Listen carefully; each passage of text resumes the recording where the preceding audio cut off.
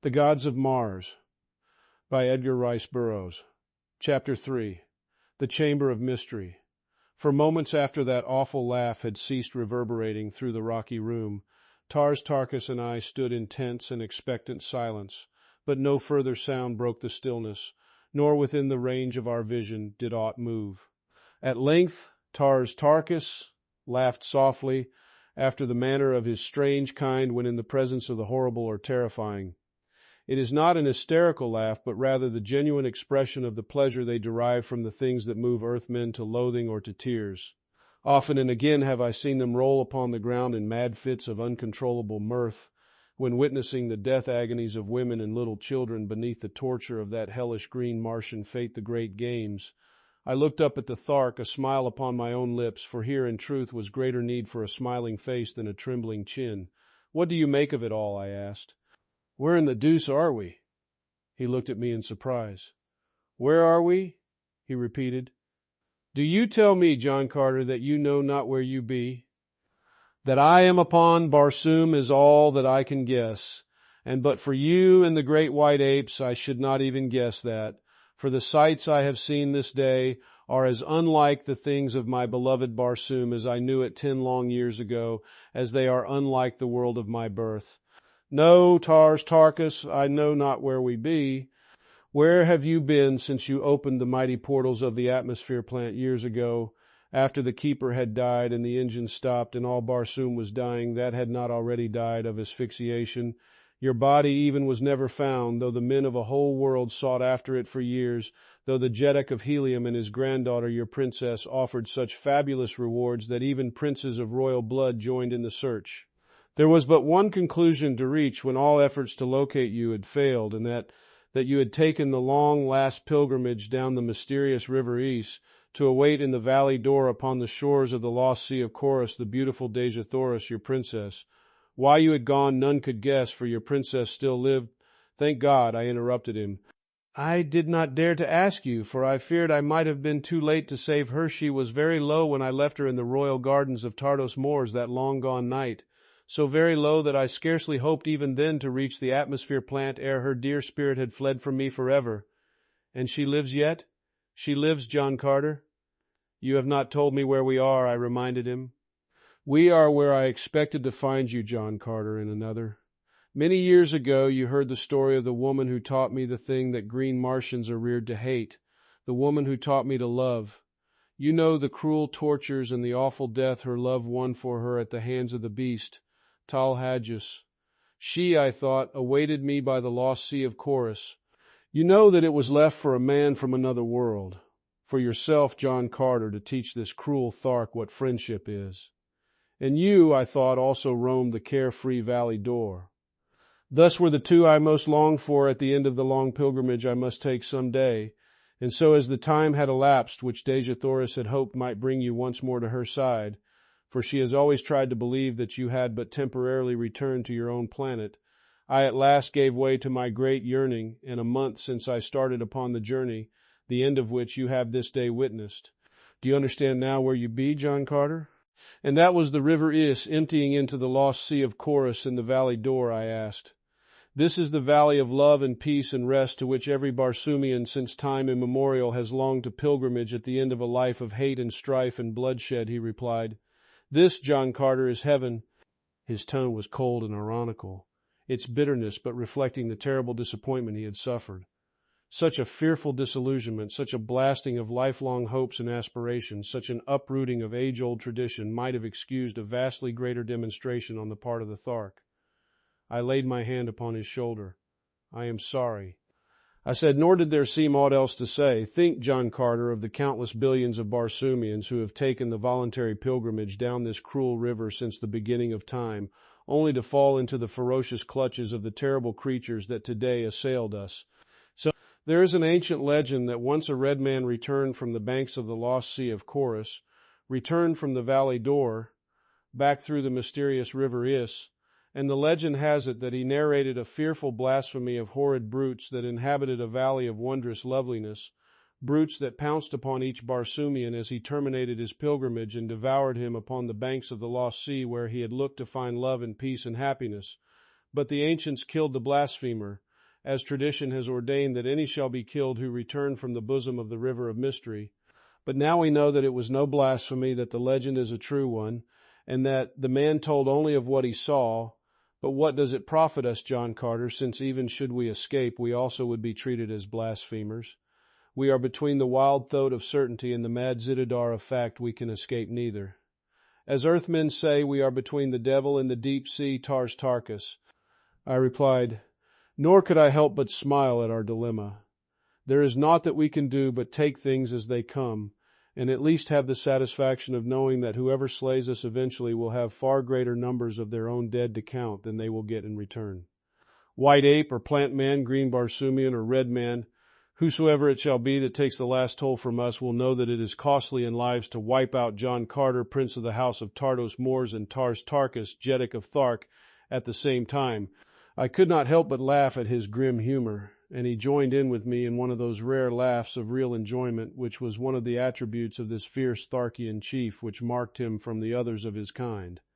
But about yourself, John Carter, he cried at last. If you have not been here all these years, where indeed have you been, and how is it that I find you here today? I have been back to earth, I replied. For 10 long earth years I have been praying and hoping for the day that would carry me once more to this grim old planet of yours, for which, with all its cruel and terrible customs, I feel a bond of sympathy and love even greater than for the world that gave me birth. For 10 years have I been enduring a living death of uncertainty and doubt as to whether Dejah Thoris lived, and now that for the first time in all these years my prayers have been answered and my doubt relieved, I find myself, through a cruel whim of fate, hurled into the one tiny spot of all Barsoom from which there is apparently no escape, and if there were, at a price which would put out forever the last flickering hope which I may cling to of seeing my princess again in this life, and you have seen today with what pitiful futility man yearns toward a material hereafter. Only a bare half hour before I saw you battling with the plant men, I was standing in the moonlight upon the banks of a broad river that taps the eastern shore of earth's most blessed land. I have answered you, my friend. Do you believe? I believe, replied Tars Tarkas, though I cannot understand. As we talked, I had been searching the interior of the chamber with my eyes. It was perhaps 200 feet in length and half as broad, with what appeared to be a doorway in the center of the wall directly opposite that through which we had entered. The apartment was hewn from the material of the cliff, showing mostly dull gold in the dim light which a single-minute radium illuminator in the center of the roof diffused throughout its great dimensions. Here and there polished surfaces of ruby, emerald, and diamond patched the golden walls and ceiling. The floor was of another material, very hard, and worn by much use to the smoothness of glass. Aside from the 2 doors, I could discern no sign of other aperture, and as one we knew to be locked against us, I approached the other. As I extended my hand to search for the controlling button, that cruel and mocking laugh rang out once more, so close to me this time that I involuntarily shrank back, tightening my grip upon the hilt of my great sword, and then from the far corner of the great chamber a hollow voice chanted, "There is no hope, there is no hope. The dead return not, the dead return not. Nor is there any resurrection. Hope not, for there is no hope." Though our eyes instantly turned toward the spot from which the voice seemed to emanate, there was no one in sight, and I must admit that cold shivers played along my spine and the short hairs at the base of my head stiffened and rose up, as do those upon a hound's neck when in the night his eyes see those uncanny things which are hidden from the sight of man. Quickly I walked toward the mournful voice, but it had ceased ere I reached the further wall, and then from the other end of the chamber came another voice, shrill and piercing. "Fools! Fools!" it shrieked. "Thinkest thou to defeat the eternal laws of life and death? Wouldst cheat the mysterious Isis, goddess of death, of her just dues? Did not her mighty messenger, the ancient Is, bear you upon her leaden bosom at your own behest to the valley door? Thinkest thou, O fools, that Isis wilt give up her own? Thinkest thou to escape from whence in all the countless ages but a single soul has fled? Go back the way thou camest, to the merciful maws of the children of the tree of life, or the gleaming fangs of the great white apes, for there lies speedy surcease from suffering. But insist in your rash purpose to thread the mazes of the golden cliffs of the mountains of Ots, past the ramparts of the impregnable fortresses of the holy Therns, and upon your way death in its most frightful form will overtake you, a death so horrible that even the holy Therns themselves, who conceive both life and death, avert their eyes from its fiendishness and close their ears against the hideous shrieks of its victims. Go back, O fools, the way thou camest. And then the awful laugh broke out from another part of the chamber. Most uncanny, I remarked, turning to Tarkis. What shall we do? He asked. We cannot fight empty air. I would almost sooner return and face foes into whose flesh I may feel my blade bite and know that I am selling my carcass dearly before I go down to that eternal oblivion which is evidently the fairest and most desirable eternity that mortal man has the right to hope for. If, as you say, we cannot fight empty air, Tarkis, I replied, neither, on the other hand, can empty air fight us. I, who have faced and conquered in my time thousands of sinewy warriors and tempered blades, shall not be turned back by wind, nor no more shall you, Thark. But unseen voices may emanate from unseen and unseeable creatures who wield invisible blades, answered the green warrior. Rot, Tarkis, I cried. Those voices come from beings as real as you or as I. In their veins flows lifeblood that may be led as easily as ours, and the fact that they remain invisible to us is the best proof to my mind that they are mortal, nor overly courageous mortals at that. Think you, Tarkis, that John Carter will fly at the first shriek of a cowardly foe who dare not come out into the open and face a good blade? I had spoken in a loud voice that there might be no question that our would-be terrorizers should hear me, for I was tiring of this nerve-wracking fiasco. It had occurred to me, too, that the whole business was but a plan to frighten us back into the valley of death, from which we had escaped that we might be quickly disposed of by the savage creatures there. For a long period there was silence. Then of a sudden a soft, stealthy sound behind me caused me to turn suddenly to behold a great many-legged banth creeping sinuously upon me. The banth is a fierce beast of prey that roams the low hills surrounding the dead seas of ancient Mars. Like nearly all Martian animals, it is almost hairless, having only a great bristly mane about its thick neck. Its long, lithe body is supported by 10 powerful legs. Its enormous jaws are equipped, like those of the cowlet or Martian hound, with several rows of long, needle-like fangs. Its mouth reaches to a point far back of its tiny ears, while its enormous protruding eyes of green add the last touch of terror to its awful aspect. As it crept toward me, it lashed its powerful tail against its yellow sides, and when it saw that it was discovered, it emitted the terrifying roar which often freezes its prey into momentary paralysis in the instant that it makes its spring. And so it launched its great bulk toward me. But its mighty voice had held no paralyzing terrors for me, and it met cold steel instead of the tender flesh its cruel jaws gaped so widely to engulf. An instant later I drew my blade from the still heart of this great Barsoomian lion, and turning toward Tarkis was surprised to see him facing a similar monster. No sooner had he dispatched his than I, turning as though drawn by the instinct of my guardian subconscious mind, beheld another of the savage denizens of the Martian wilds leaping across the chamber toward me. From then on, for the better part of an hour, one hideous creature after another was launched upon us, springing apparently from the empty air about us. Tarkis was satisfied here was something tangible that he could cut and slash with his great blade, while I, for my part, may say that the diversion was a marked improvement over the uncanny voices from unseen lips. That there was nothing supernatural about our new foes was well evidenced by their howls of rage and pain as they felt the sharp steel at their vitals, and the very real blood which flowed from their severed arteries as they died the real death. I noticed during the period of this new persecution that the beasts appeared only when our backs were turned. We never saw one really materialize from thin air, nor did I for an instant sufficiently lose my excellent reasoning faculties to be once deluded into the belief that the beast came into the room other than through some concealed and well-contrived doorway.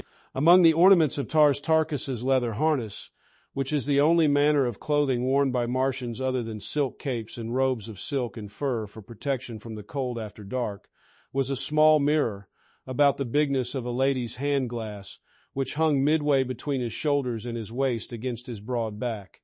Once as he stood looking down at a newly fallen antagonist, my eyes happened to fall upon this mirror, and in its shiny surface I saw pictured a sight that caused me to whisper, "Move not, Tarkis, move not a muscle." He did not ask why, but stood like a graven image, while my eyes watched the strange thing that meant so much to us. What I saw was the quick movement of a section of the wall behind me. It was turning upon pivots, and with it a section of the floor directly in front of it was turning. It was as though you placed a visiting card upon end on a silver dollar that you had laid flat upon a table so that the edge of the card perfectly bisected the surface of the coin. The card might represent the section of the wall that turned and the silver dollar the section of the floor. Both were so nicely fitted into the adjacent portions of the floor and wall that no crack had been noticeable in the dim light of the chamber. As the turn was half completed, a great beast was revealed sitting upon its haunches upon that part of the revolving floor that had been on the opposite side before the wall commenced to move.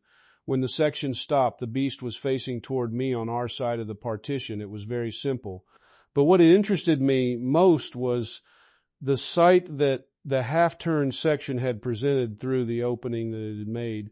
A great chamber, well lighted, in which were several men and women chained to the wall, and in front of them, evidently directing and operating the movement of the secret doorway, a wicked-faced man, neither red as are the red men of Mars, nor green as are the green men, but white, like myself, with a great mass of flowing yellow hair. The prisoners behind him were red Martians. Chained with them were a number of fierce beasts, such as had been turned upon us, and others equally as ferocious. As I turned to meet my new foe, it was with a heart considerably lightened. "Watch the wall at your end of the chamber, Tarkis," I cautioned. "It is through secret doorways in the wall that the brutes are loosed upon us." I was very close to him and spoke in a low whisper that my knowledge of their secret might not be disclosed to our tormentors. As long as we remained each facing an opposite end of the apartment, no further attacks were made upon us, so it was quite clear to me that the partitions were in some way pierced, that our actions might be observed from without. At length a plan of action occurred to me, and backing quite close to Tarkis, I unfolded my scheme in a low whisper, keeping my eyes still glued upon my end of the room. The great Thark grunted his assent to my proposition when I had done, and in accordance with my plan commenced backing toward the wall which I faced while I advanced slowly ahead of him.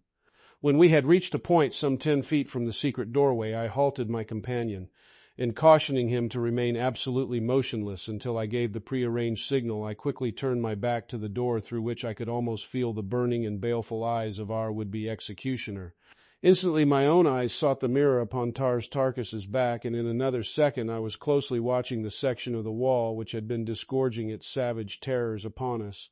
I had not long to wait, for presently the golden surface commenced to move rapidly. Scarcely had it started than I gave the signal to Tarkis, simultaneously springing for the receding half of the pivoting door. In like manner the Thark wheeled and leaped for the opening being made by the inswinging section. A single bound carried me completely through into the adjoining room, and brought me face to face with the fellow whose cruel face I had seen before. He was about my own height and well-muscled, and in every outward detail molded precisely as are Earthmen. At his side hung a long sword, a short sword, a dagger, and one of the destructive radium revolvers that are common upon Mars. The fact that I was armed only with a long sword, and so according to the laws and ethics of battle everywhere upon Barsoom should only have been met with a similar or lesser weapon, seemed to have no effect upon the moral sense of my enemy, for he whipped out his revolver ere I scarce had touched the floor by his side, but an uppercut from my long sword sent it flying from his grasp before he could discharge it. Instantly he drew his long sword, and thus evenly armed we set to in earnest for one of the closest battles I ever have fought. The fellow was a marvelous swordsman and evidently in practice, while I had not gripped the hilt of a sword for 10 long years before that morning. But it did not take me long to fall easily into my fighting stride, so that in a few minutes the man began to realize that he had at last met his match. His face became livid with rage as he found my guard impregnable, while blood flowed from a dozen minor wounds upon his face and body. "Who are you, white man?" he hissed. "That you are no Barsoomian from the outer world is evident from your color, and you are not of us." His last statement was almost a question. What if I were from the temple of Isis? I hazarded on a wild guess. "Fate forfend," he exclaimed, his face going white under the blood that now nearly covered it. I did not know how to follow up my lead, but I carefully laid the idea away for future use should circumstances require it. His answer indicated that, for all he knew, I might be from the temple of Isis, and in it were men like unto myself, and either this man feared the inmates of the temple, or else he held their persons or their power in such reverence that he trembled to think of the harm and indignities he had heaped upon one of them. But my present business with him was of a different nature than that which requires any considerable abstract reasoning. It was to get my sword between his ribs, and this I succeeded in doing within the next few seconds, nor was I an instant too soon. The chained prisoners had been watching the combat in tense silence. Not a sound had fallen in the room other than the clashing of our contending blades, the soft shuffling of our naked feet, and the few whispered words we had hissed at each other through clenched teeth, the while we continued our mortal duel. But as the body of my antagonist sank an inert mass to the floor, a cry of warning broke from one of the female prisoners. "Turn, turn, behind you!" she shrieked, and as I wheeled at the first note of her shrill cry, I found myself facing a second man of the same race as he who lay at my feet. The fellow had crept stealthily from a dark corridor and was almost upon me with raised sword ere I saw him. Tarkus was nowhere in sight, and the secret panel in the wall through which I had come was closed. How I wished that he were by my side now! I had fought almost continuously for many hours. I had passed through such experiences and adventures as must sap the vitality of man, and with all this I had not eaten for nearly 24 hours, nor slept. I was fagged out, and for the first time in years felt a question as to my ability to cope with an antagonist. But there was naught else for it than to engage my man, and that as quickly and ferociously as lay in me, for my only salvation was to rush him off his feet by the impetuosity of my attack. I could not hope to win a long-drawn-out battle.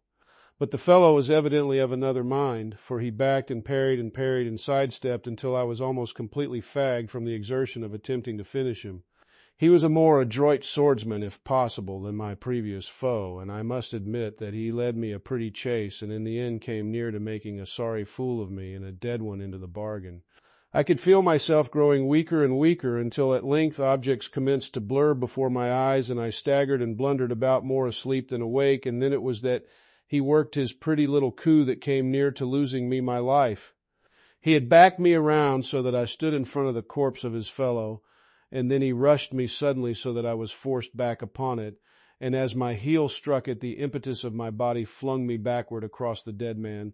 My head struck the hard pavement with a resounding whack, and to that alone I owe my life, for it cleared my brain and the pain roused my temper, so that I was equal for the moment to tearing my enemy to pieces with my bare hands, and I verily believe that I should have attempted it had not my right hand, in the act of raising my body from the ground, come in contact with a bit of cold metal. As the eyes of the layman, so is the hand of the fighting man when it comes in contact with an implement of his vocation, and thus I did not need to look or reason to know that the dead man's revolver, lying where it had fallen when I struck it from his grasp, was at my disposal.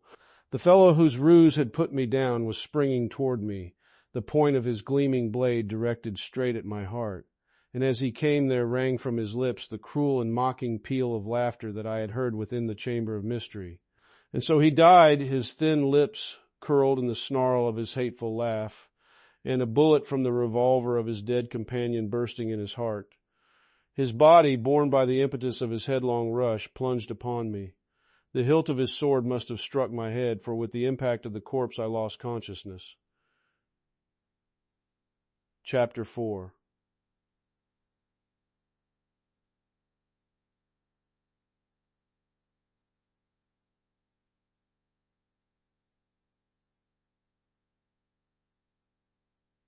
Sal! It was the sound of conflict that aroused me once more to the realities of life. For a moment I could neither place my surroundings nor locate the sounds which had aroused me, and then from beyond the blank wall beside which I lay I heard the shuffling of feet, the snarling of grim beasts, the clank of metal accoutrements, and the heavy breathing of a man. As I rose to my feet, I glanced hurriedly about the chamber in which I had just encountered such a warm reception. The prisoners and the savage brutes rested in their chains by the opposite wall, eyeing me with varying expressions of curiosity, sullen rage, surprise, and hope. The latter emotion seemed plainly evident upon the handsome and intelligent face of the young red Martian woman whose cry of warning had been instrumental in saving my life. She was the perfect type of that remarkably beautiful race whose outward appearance is identical with the more godlike races of Earthmen, except that this higher race of Martians is of a light reddish copper color. As she was entirely unadorned, I could not even guess her station in life, though it was evident that she was either a prisoner or slave in her present environment. It was several seconds before the sounds upon the opposite side of the partition jolted my slowly returning faculties into a realization of their probable import, and then of a sudden I grasped the fact that they were caused by Tarkas in what was evidently a desperate struggle with wild beasts or savage men.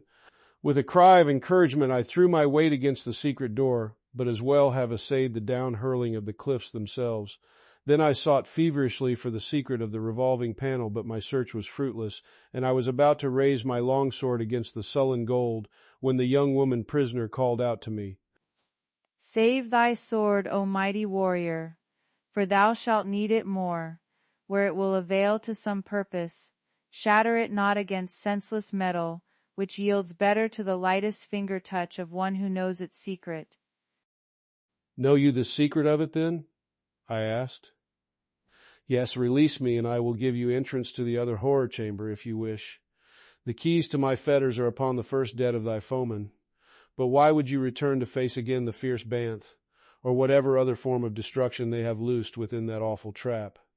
Because my friend fights there alone," I answered as I hastily sought and found the keys upon the carcass of the dead custodian of this grim chamber of horrors. There were many keys upon the oval ring, but the fair Martian maid quickly selected that which sprung the great lock at her waist, and freed she hurried toward the secret panel. Again she sought out a key upon the ring, this time a slender, needle-like affair which she inserted in an almost invisible hole in the wall. Instantly the door swung upon its pivot, and the contiguous section of the floor upon which I was standing carried me with it into the chamber where Tarkas fought. The great Thark stood with his back against an angle of the walls, while facing him in a semicircle a half-dozen huge monsters crouched waiting for an opening. Their blood-streaked heads and shoulders testified to the cause of their wariness, as well as to the swordsmanship of the green warrior, whose glossy hide bore the same mute but eloquent witness to the ferocity of the attacks that he had so far withstood. Sharp talons and cruel fangs had torn leg, arm, and breast literally to ribbons. So weak was he from continued exertion and loss of blood that, but for the supporting wall, I doubt that he even could have stood erect. But with the tenacity and indomitable courage of his kind, he still faced his cruel and relentless foes, the personification of that ancient proverb of his tribe, "Leave to a Thark his head and one hand, and he may yet conquer." As he saw me enter, a grim smile touched those grim lips of his, but whether the smile signified relief or merely amusement at the sight of my own bloody and disheveled condition, I do not know. As I was about to spring into the conflict with my sharp longsword, I felt a gentle hand upon my shoulder, and turning found, to my surprise, that the young woman had followed me into the chamber. "Wait!" she whispered, "leave them to me," and pushing me advanced, all defenseless and unarmed, upon the snarling banths. When quite close to them she spoke a single Martian word in low but peremptory tones. Like lightning the great beasts wheeled upon her, and I looked to see her torn to pieces before I could reach her side, but instead the creatures slunk to her feet like puppies that expect a merited whipping. Again she spoke to them, but in tones so low I could not catch the words, and then she started toward the opposite side of the chamber with the 6 mighty monsters trailing at heel. One by one she sent them through the secret panel into the room beyond, and when the last had passed from the chamber where we stood in wide-eyed amazement, she turned and smiled at us, and then herself passed through, leaving us alone. For a moment neither of us spoke. Then Tarkas said, "I heard the fighting beyond the partition through which you passed, but I did not fear for you, John Carter, until I heard the report of a revolver shot. I knew that there lived no man upon all Barsoom who could face you with naked steel and live. But the shot stripped the last vestige of hope from me, since you I knew to be without firearms. Tell me of it." I did as he bade, and then together we sought the secret panel through which I had just entered the apartment, the one at the opposite end of the room from that through which the girl had led her savage companions. To our disappointment, the panel eluded our every effort to negotiate its secret lock. We felt that, once beyond it, we might look with some little hope of success for a passage to the outside world. The fact that the prisoners within were securely chained led us to believe that surely there must be an avenue of escape from the terrible creatures which inhabited this unspeakable place. Again and again we turned from one door to another, from the baffling golden panel at one end of the chamber to its mate at the other equally baffling. When we had about given up all hope, one of the panels turned silently toward us, and the young woman who had led away the band stood once more beside us. "Who are you?" she asked. "And what your mission that you have the temerity to attempt to escape from the valley door, and the death you have chosen?" "I have chosen no death, maiden," I replied. "I am not of Barsoom, nor have I taken yet the voluntary pilgrimage upon the river Is. My friend here is Jeddak of all the Tharks, and though he has not yet expressed a desire to return to the living world, I am taking him with me from the living lie that hath lured him to this frightful place. I am of another world. I am John Carter, Prince of the House of Tardos Mors, Jeddak of Helium. Perchance some faint rumor of me may have leaked within the confines of your hellish abode." She smiled. "Yes," she replied. "Naught that passes in the world we have left is unknown here. I have heard of you many years ago. The Therns have oftentimes wondered whither you had flown, since you had neither taken the pilgrimage, nor could be found upon the face of Barsoom. Tell me," I said, "and who be you? And why a prisoner, yet with power over the ferocious beasts of the place that denotes familiarity and authority far beyond that which might be expected of a prisoner or a slave?" "Slave I am," she answered. "For 15 years a slave in this terrible place, and now that they have tired of me and become fearful of the power which my knowledge of their ways has given me, I am but recently condemned to die the death." She shuddered. "What death?" I asked. "The holy Therns eat human flesh," she answered me, "but only that which has died beneath the sucking lips of a plant man-flesh, from which the defiling blood of life has been drawn. And to this cruel end I have been condemned. It was to be within a few hours, had your advent not caused an interruption of their plans." "Was it then holy Therns who felt the weight of John Carter's hand?" I asked. "Oh no, those whom you laid low are lesser Therns, but of the same cruel and hateful race. The holy Therns abide upon the outer slopes of these grim hills, facing the broad world from which they harvest their victims and their spoils.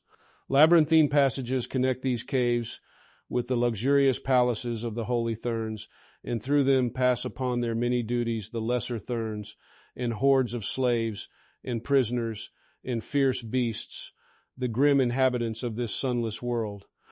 There be within this vast network of winding passages and countless chambers men, women, and beasts who, born within its dim and gruesome underworld, have never seen the light of day nor ever shall. They are kept to do the bidding of the race of Therns, to furnish at once their sport and their sustenance. So now and again some hapless pilgrim, drifting out upon the silent sea from the cold Is, escapes the plant men and the great white apes that guard the temple of Isis, and falls into the remorseless clutches of the Therns. Or, as was my misfortune, is coveted by the holy Thern, who chances to be upon watch in the balcony above the river where it issues from the bowels of the mountains through the cliffs of gold to empty into the lost sea of Chorus. All who reach the valley door are by custom the rightful prey of the plant men and the apes, while their arms and ornaments become the portion of the Therns. But if one escapes the terrible denizens of the valley for even a few hours, the Therns may claim such a one as their own. And again the holy Thern, on watch, should he see a victim he covets, often tramples upon the rights of the unreasoning brutes of the valley and takes his prize by foul means if he cannot gain it by fair. It is said that occasionally some deluded victim of Barsoomian superstition will so far escape the clutches of the countless enemies that beset his path from the moment that he emerges from the subterranean passage through which the east flows for 1,000 miles before it enters the valley door, as to reach the very walls of the temple of Isis. But what fate awaits one there not even the holy Therns may guess, for who has passed within those gilded walls never has returned to unfold the mysteries they have held since the beginning of time. The temple of Isis is to the Therns what the valley door is imagined by the peoples of the outer world to be to them. It is the ultimate haven of peace, refuge, and happiness to which they pass after this life, and wherein an eternity of eternities is spent amidst the delights of the flesh which appeal most strongly to this race of mental giants and moral pygmies. The temple of Isis is, I take it, a heaven within a heaven, I said. Let us hope that there it will be mitted to the Therns as they have mitted it here unto others." "Who knows?" the girl murmured. "The Therns, I judge from what you have said, are no less mortal than we, and yet have I always heard them spoken of with the utmost awe and reverence by the people of Barsoom, as one might speak of the gods themselves."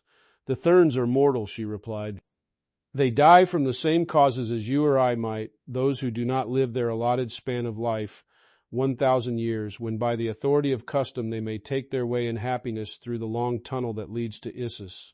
Those who die before are supposed to spend the balance of their allotted time in the image of a plant man, and it is for this reason that the plant men are held sacred by the Therns, since they believe that each of these hideous creatures was formerly a Thern." "And should a plant man die?" I asked. "Should he die before the expiration of the 1,000 years from the birth of the Thern, whose immortality abides within him, then the soul passes into a great white ape. But should the ape die short of the exact hour that terminates the 1,000 years, the soul is forever lost and passes for all eternity into the carcass of the slimy and fearsome Scylians, whose wriggling thousands seethe the silent sea beneath the hurtling moons when the sun is gone and strange shapes walk through the valley door." "We sent several holy Therns to the Scylians today, then," said Tarkis, laughing. "And so will your death be the more terrible when it comes," said the maiden. "And come it will, you cannot escape." "One has escaped centuries ago," I reminded her, "and what has been done may be done again." "It is useless even to try," she answered hopelessly. "But try we shall," I cried. "And you shall go with us if you wish. To be put to death by mine own people, and render my memory a disgrace to my family and my nation. A prince of the house of Tardos Mors should know better than to suggest such a thing."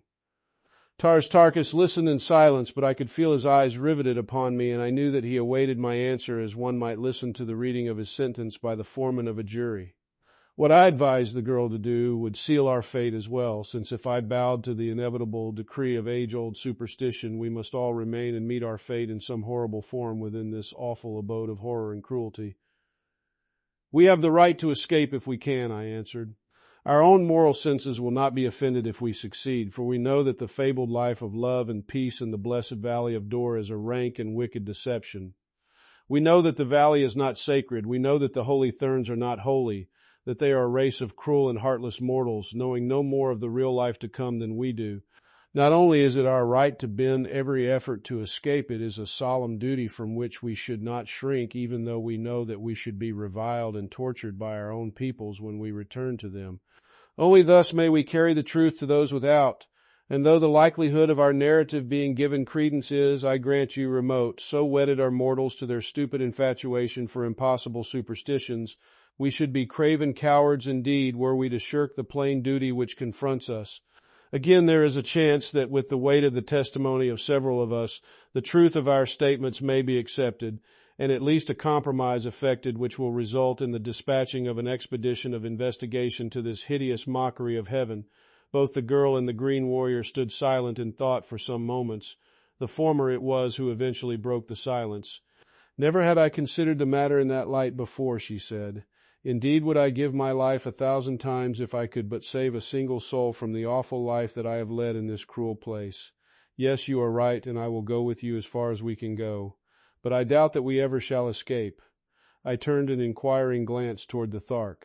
"To the gates of Issus, or to the bottom of Chorus," spoke the green warrior.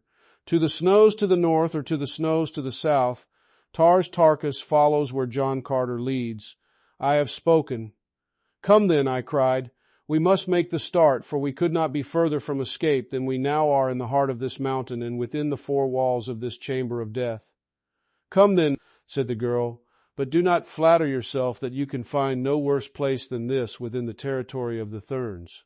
So saying, she swung the secret panel that separated us from the apartment in which I had found her, and we stepped through once more into the presence of the other prisoners. There were in all 10 red Martians, men and women, and when we had briefly explained our plan, they decided to join forces with us, though it was evident that it was with some considerable misgivings that they thus tempted fate by opposing an ancient superstition, even though each knew through cruel experience the fallacy of its entire fabric. Thuvia, the girl whom I had first freed, soon had the others at liberty. Tarkis and I stripped the bodies of the 2 Therns of their weapons, which included swords, daggers, and 2 revolvers of the curious and deadly type manufactured by the Red Martians. We distributed the weapons as far as they would go among our followers, giving the firearms to 2 of the women, Thuvia being one so armed. With the latter as our guide, we set off rapidly but cautiously through a maze of passages, crossing great chambers hewn from the solid metal of the cliff, following winding corridors, ascending steep inclines, and now and again concealing ourselves in dark recesses at the sound of approaching footsteps. Our destination, Thuvia said, was a distant storeroom where arms and ammunition in plenty might be found.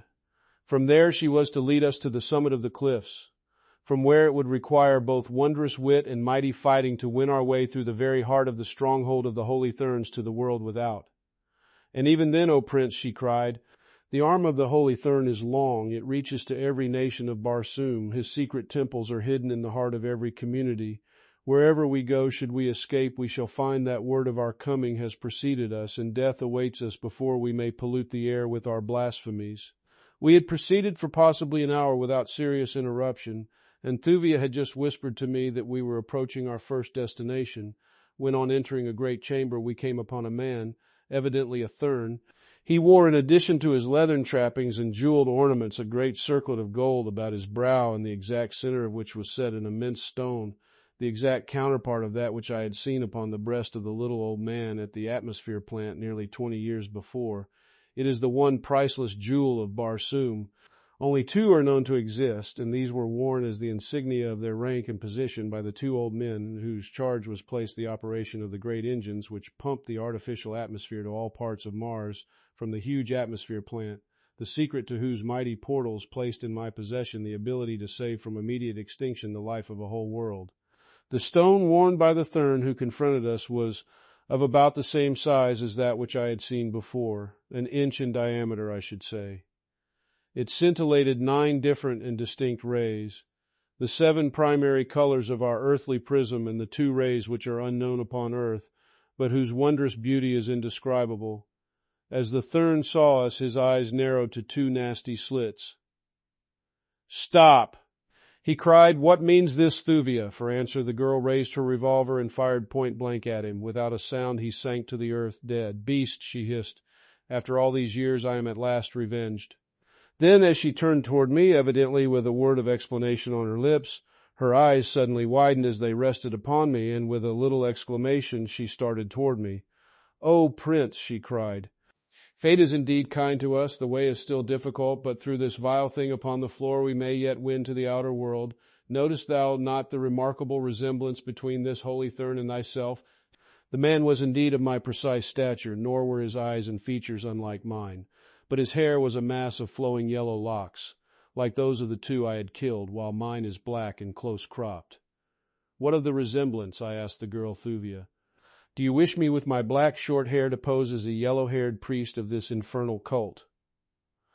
She smiled, and for answer approached the body of the man she had slain, and kneeling beside it removed the circlet of gold from the forehead, and then to my utter amazement lifted the entire scalp bodily from the corpse's head. Rising, she advanced to my side, and placing the yellow wig over my black hair, crowned me with the golden circlet set with the magnificent gem. "Now don his harness, Prince," she said, "and you may pass where you will in the realms of the Therns, for Sadr Throg was a holy Thern of the 10th cycle and mighty among his kind." As I stooped to the dead man to do her bidding, I noted that not a hair grew upon his head, which was quite as bald as an egg. "They are all thus from birth," explained Thuvia, noting my surprise. The race from which they sprang were crowned with a luxuriant growth of golden hair, but for many ages the present race has been entirely bald. The wig, however, has come to be a part of their apparel, and so important a part do they consider it that it is cause for the deepest disgrace were a Thern to appear in public without it. In another moment I stood garbed in the habiliments of a holy Thern.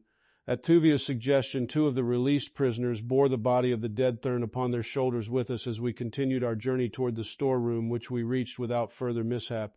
Here the keys which Thuvia bore from the dead Thern of the prison vault were the means of giving us immediate entrance to the chamber, and very quickly we were thoroughly outfitted with arms and ammunition. By this time I was so thoroughly fagged out that I could go no further, so I threw myself upon the floor, bidding Tarkis to do likewise. and cautioning two of the released prisoners to keep careful watch. In an instant I was asleep,